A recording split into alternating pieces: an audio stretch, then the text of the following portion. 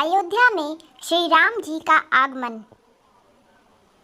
जैसा कि हम लोग जानते हैं, अयोध्या में श्री राम जी का मंदिर बनने जा रहा है। तो आइए हम लोग एक लघु कहानी के रूप में जानते हैं कि अयोध्या में आखिर सबसे पहले श्री राम जी कब आए थे, उनका कब अयोध्या में सबसे पहले आगमन हुआ था।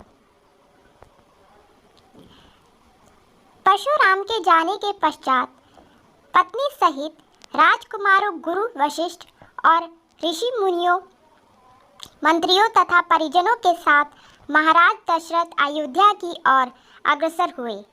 मंत्रियों ने शीघ्र ही 2 शीघ्रगामी दूतों को सभी के वापस आने की सूचना देने के लिए अयोध्या भेज दिए। दूतों के अयोध्या पहुंचने तथा सूचना देने पर नगर के सभी चौराहों, अट्टालिकाओं, मंदिरों एवं महत्वपूर्ण मार्गों को नाना भांति की रंग बिरंगी ध्वजा पताकाओं से सजाया गया।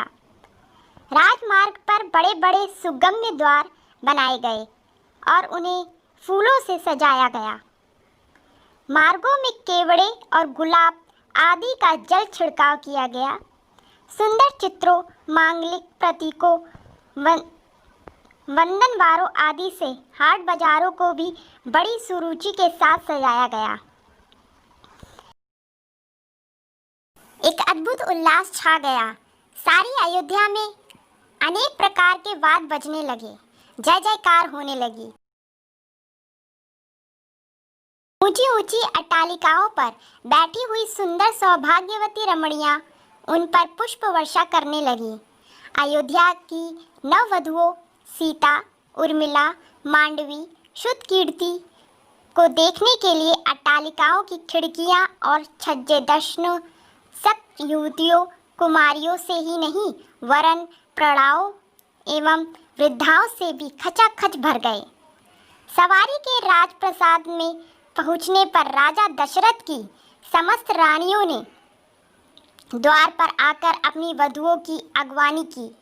महारानी कौशल्या, केकई एवं सुमित्रा ने आगे बढ़कर बारी बारी से चारों वधुओं को अपने हृदय से लगाया और असंख्य हीरे मोती उन पर न्यौछावर करके उपस्थित याचकों में बांट दिए।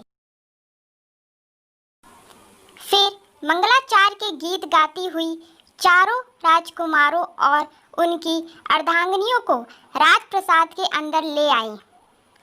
आनंद पूर्वक व्यतीत हो जाने पर महाराज दशरथ ने भरत को बुलाकर कहा, वत्स, तुम्हारे मामा युधाजित को आए हुए पर्याप्त समय हो गए हैं।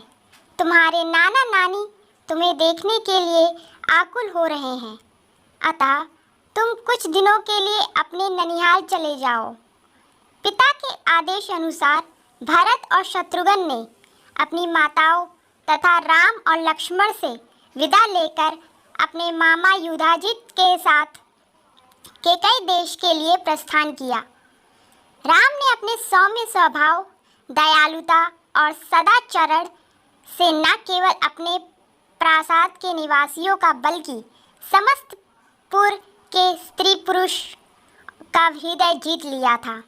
वह सबकी आंखों के तारे थे और अत्यंत लोकप्रिय हो गए। परिवार के सदस्य उनकी विनयशीलता, मंत्रीगण उनकी नीति निपुणता, नगर निवासी उनके शील सौजन्य और सेवकगण उनकी उदारता का बखान करते नहीं थकते थे। इधर सीता के मधुभाषी स्वभाव, सास ससुर की सेवा, पतिव्रता, धर्म आदि सद्गुणों ने भी सभी लोगों के मन को मोह लिया था। नगर निवासी राम और सीता की युगल जोड़ी को देखकर अत्यंत प्रसन्न होते थे। उनके प्रेम और सद्व्यवहार की चर्चा घर घर में की जाती थी। जय श्री राम।